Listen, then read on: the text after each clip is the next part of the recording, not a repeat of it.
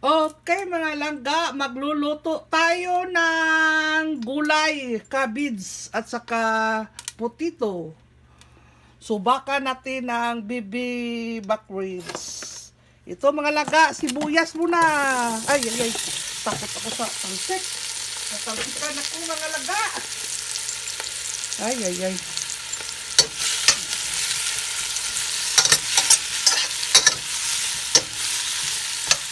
Huli yung ano ko, yung garlic ko mga langga, fried.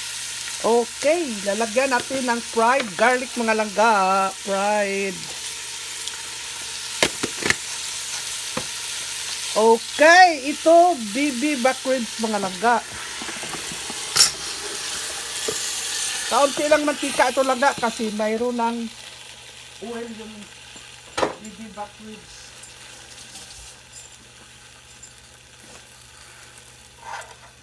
Ito na mga langga, palambutin natin kaunti ito. Okay, buksan na natin. Voila! Super yummy! Ilalagay na natin ito mga langga, panglaban ng alat.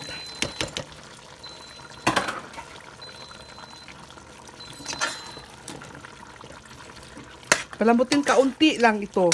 Hindi masyado kasi pangit naman madurog ito. Okay. Okay, ito na mga langga. Lambot na ito langga. Hala, hapit na masunog mga langga. Masunog na, malapit na masunog mga langga. Ay, Diyos ko. Ito, lagay na natin. Nasunog na mga langga. Nakalimutan ko. Ito na.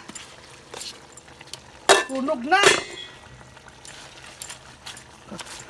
Wala na yung sauce niya eh. Lagyan natin kaunting ano. Ito na mga langga. Nilagyan ko ng kaunting kalahating basong tubig kasi nahalapit na sunog. Na-dry na yung kuwit eh. Kalimutan ko nga. Nakaupo ako to. Ito na. Luto na langga. Ito ang kakainin ko ngayon. Okay, ito na. Itong ulam ko ngayon mga langga. Cabbage, potato with bibi back ribs. Kaunti lang mantika mga langga.